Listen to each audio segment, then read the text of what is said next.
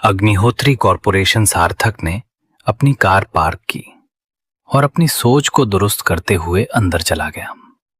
जब वो meeting room के अंदर एंटर हुआ तो वहां कुछ फॉरेन क्लाइंट्स के साथ देव बैठा था। सबकी नजरें दरवाजे पर चली गईं।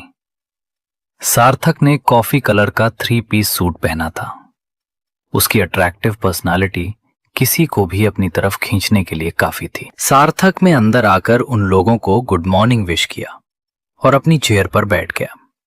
वहां बैठे एक फॉरेन क्लाइंट ने सार्थक को देखा और कहा, क्या आप मिस्टर श्लोक हैं? हम उनसे मीटिंग करने आए थे। वो सारे क्लाइंट सार्थक को वहां देखकर निराश हो गए थे। वे यहां सिर्फ श्लोक के नाम के कारण ही आए थे। सार्थक ने अपने इमोशंस को कंट्रोल किया और मुस्कुराते हुए कहा, he is my brother and I am management department head.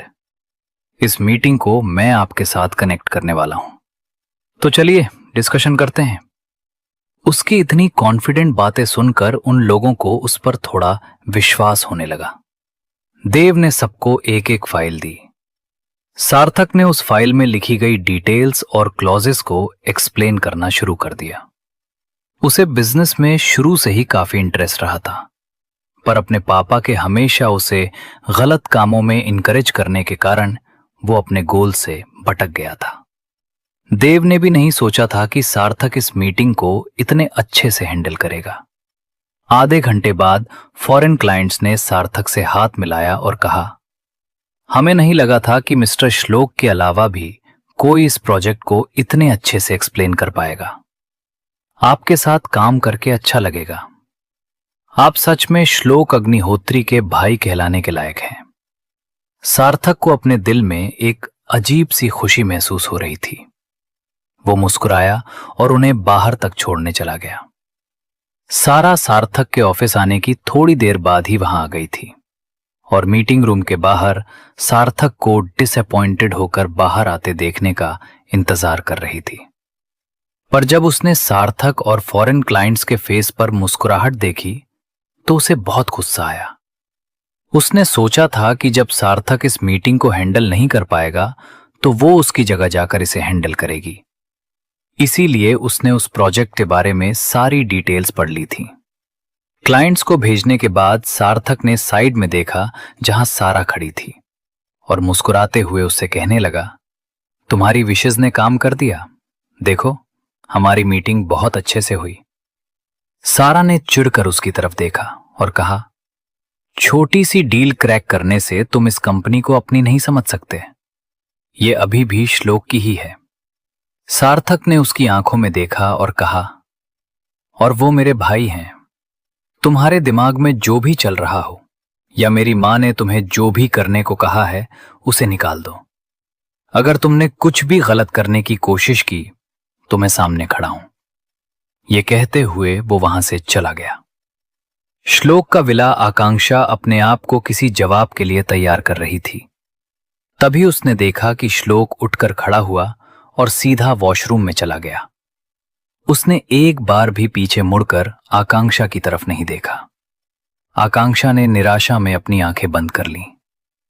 Washroom में श्लोक शावर के नीचे खड़ा था।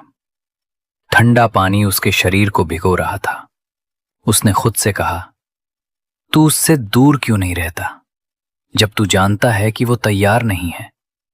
क्या तू वो नहीं था जिसने कल उसे ये विश्वास दिलाया था कि तू उसकी मर्जी के बिना उसे नहीं छुएगा? हर बार क्यों मैं अपने आप पर काबू नहीं रख पाता? श्लोक ने जब आकांक्षा को किसी कश्मकश में खोया देखा तो उसे लगा कि आकांक्षा जबरदस्ती अपने आप को मना रही थी। उसे समझ नहीं आ रहा था कि जब वो आकांक्षा के साथ इतने अच्छे से बर्ताव करता है तो क्यों वो उसे अपना नहीं पा रही। श्लोक ने गुस्से में जोरदार पंच दीवार पर मारा और अपना सिर उसी दीवार से टिकाकर खड़ा हो गया। वो आकांक्षा को अपनी बातों से दुखी नहीं करना चाहता था, इसीलिए वो बिना उसकी तरफ देखे वॉशरूम में आ गया था। थोड़ी देर बाद जब श्लोक वॉशरूम से बाहर आया तो उसने देखा कि आकांक्षा बेड पर चुपचाप बैठी थी।